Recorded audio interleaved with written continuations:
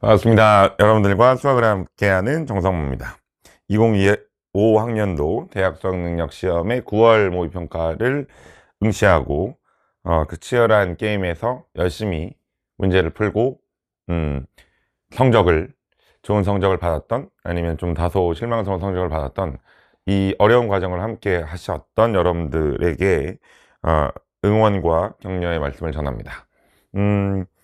보통은 제가 1컷, 2컷, 3컷을 적어 놓고 보통 총평을 하는데요. 이거는 그렇게 큰 의미는 없습니다. 문제가 좀 쉬운 편이었고요. 쉬운 거에 비해서 이 등급의 격차는 좀 있어서 그나마 좀 다행이었던 시험 같습니다.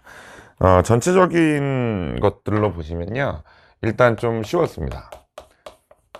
객관적으로 좀 쉬웠어요. 그래서 물론 시험이 쉽다 어렵다는 개인적인 편차는 충분히 있어요. 남들이 다 쉽다고 해도 자기는 어려울 수 있고, 어려웠다 해도 자기는 쉬울 수 있지만 전체적으로 객관적으로는 쉬운 시험이 맞습니다.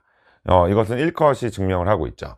1컷이 지금 확률과 통계 같은 경우에는 96점, 그 다음에 미적 같은 경우에는 92점, 그 다음 기하 같은 경우에는 94점 정도로 찍히고 있으니까 예전보다 한 10점 이상 확 뛴 시험이에요. 그래서 전체적으로는 문제는 많이 예전보다 많이 맞춰질 거예요. 6월 평가원보다 점수대가 이제 오르셨을 텐데, 이제 오른 만큼 등급이 오르진 않았겠죠. 왜냐면 이게 수학은 절대평가가 아니라 상대평가이기 때문에 내가 잘 보더라도 남들이 더 잘 보면 그러면 등급은 좀 내려갈 수 있거든요. 그래서 등급에 대한 얘기보다, 그러니까 이런 시험이었을 때 우리가 어떤 식으로 이제 시험장에서 반응했어야 되고, 또 수능이 이런 시험처럼 나오면 내가 또 어떻게 이제 해결을 해야 될 거에 대해서가 더욱더 중요한 것 같습니다. 뭐 내부적으로 좀 보면 쉬웠다는 것은 공통 과목이 좀 쉬웠고요. 공통이 많이 쉬웠고요.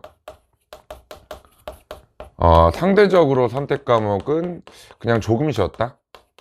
그러니까 선택 과목도 매우 쉽긴 했는데 공통이 너무 쉬우니까 상대적으로 선택 과목이 좀 어려워 보이는 그런 느낌도 좀 있었고요. 특히 또 여기서도 미적 같은 경우에는 꽤 어려운 선택 과목도 선택 과목도 좀 뭐 그렇다고 또 미적이 또 무진장 어렵다 이거보다는 확률과 통계와 기하보다는 조금 더 어려운 느낌이 좀 있는, 어쨌든 계산량도 좀 있고 하는 그러한 전체적인 난이도는 이제 그렇게 갖추었고요. 뭐 어쩌면 제일 중요할 수 있겠지만 이제 수능은 어떻게 될 것이냐. 그래서 그럼 이제 두 가지 의견은 존재하잖아요. 이제 9월을 이제 반영한다. 9월 반영해서 수능도 역시 쉽겠다. 쉬울 것 같다. 쉬울 것 같다라는 의견도 있고요. 그 다음에 9월처럼 이렇게 쉽게 내면 그럼 변별력도 못 갖추고 여러 가지 문제점이 생기니 수능은 조금 더 어려워진다. 수능은 어렵다. 어려워질 것이다. 이런 의견들이 이제 공존할 것 같은데, 수능은 어려워질 것이다 라고 생각하는 게 더 일반적인 지금 현상이고요. 그 다음에 또 수능이 그렇게 어렵지 않아도 어려워질 수 있다는 걸 충분히 예상해서 공부를 더 철저하게 하는 게 더 맞다 라는 것도 저는 동의합니다.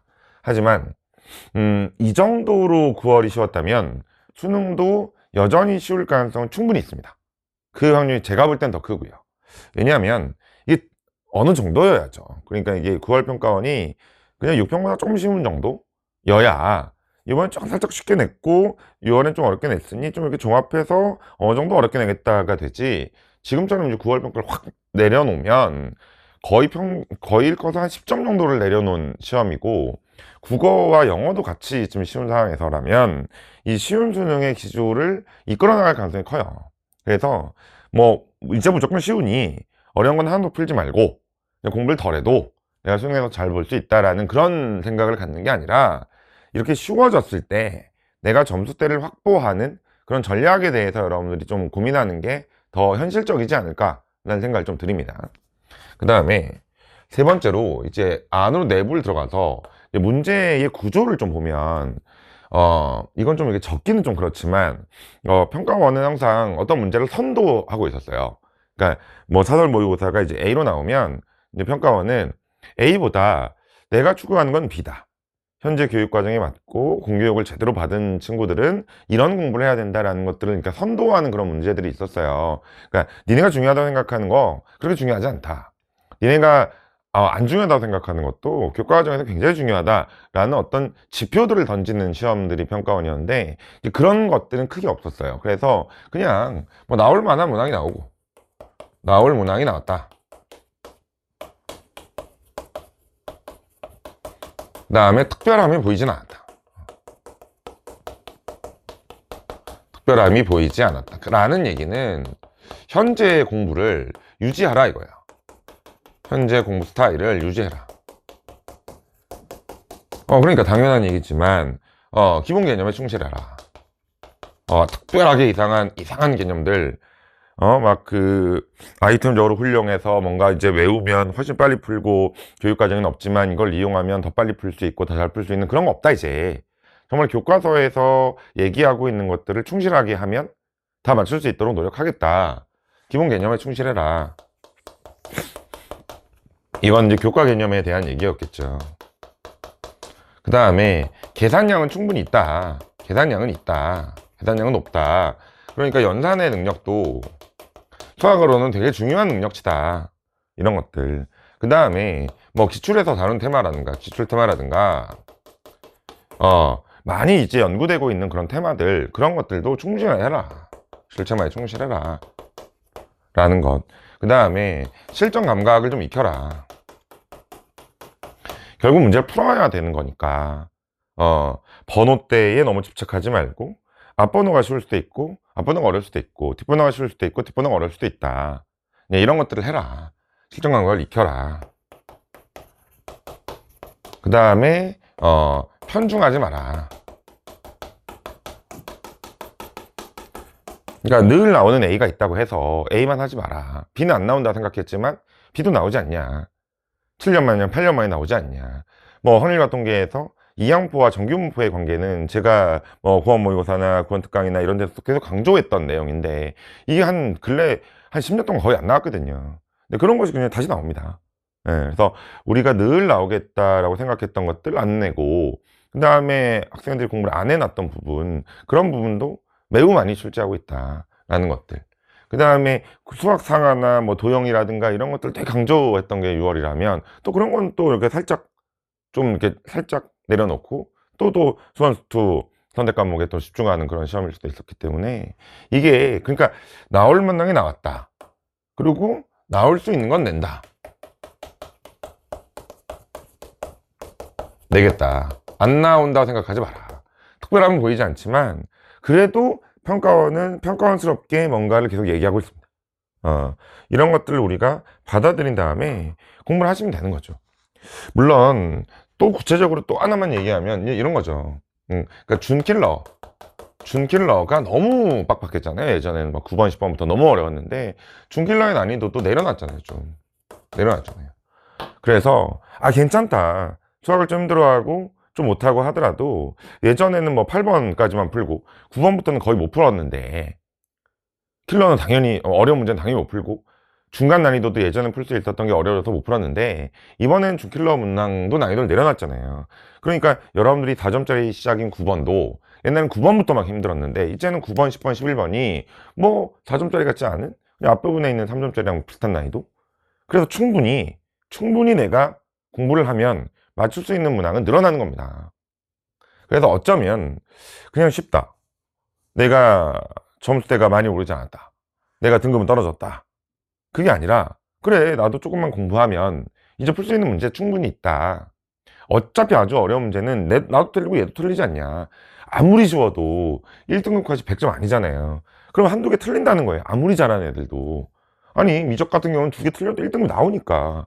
그러면 좀 힘들어하는 친구들은 그래 어차피 뭐 쟤네들도 15번 30번 틀릴 거 나도 그거 틀릴 수 있다. 하지만 나머지 문제 예전엔 쟤네만 맞추고 나는 못 맞추는 문제였는데 이제 나도 맞출 수 있다 라는 생각으로 공부하면 충분할 것 같아요.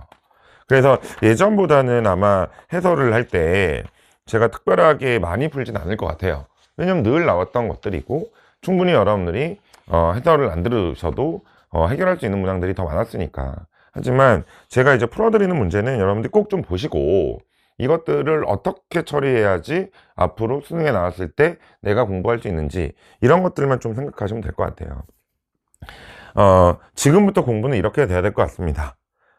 내가 수학 공부를 4시간을 한다 라고 하면 2시간은 무조건 뭐예요? 2시간 이상은 무조건 틀린 거 복습하세요.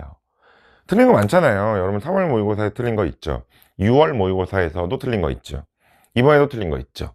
작년 수능 보고 재수하는 친구라면 작년 수능에 틀린 문항들도 있잖아요. 그 다음에 여러분들 많은 모의고사 풀었을 거고 엔제 풀었을 거고 기본 강의 들으면서도 거기에 있는 엑서사이즈 문제들 틀린 거 많잖아요. 그런 것들을 복습하는 게 훨씬 좋아요. 뭐 실무 양치기 한다, 엔제 양치기 한다, 그래서 결국은 좋은 성적을 받은 게 아니잖아요.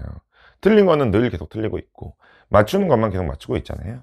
이런 것들에 대해서 자기의 공부 시간의 절반 이상을 내가 틀렸고 몰랐고 헤맸던 그런 문항에 집중 투자를 하세요. 정말 극단적으로는 공부 시간이 5시간이면 4시간 동안 틀린 거 복습하셔도 좋아요. 새로운 문제 푼다고 해서 여러분 그 문제가 시험에 나올 것도 아니고, 여러분 사설 모의고사 아무리 많이 풀어봐도 평가원의 이런 문항들이랑 동일한 문제가 그렇게 많지는 않잖아요. 그리고 항상 이슈가 되는 문항들은 어디서 본 적 없는 그런 문항들이 계속 나오고 있잖아요. 그러니까 실무를 푸는 거는 시험 문제 나오겠다라는 게 아니라 내가 다양한 상황에서 연습하겠다라는 거고요. 그 다음에 늘상 출제되는 문항들이 있잖아요.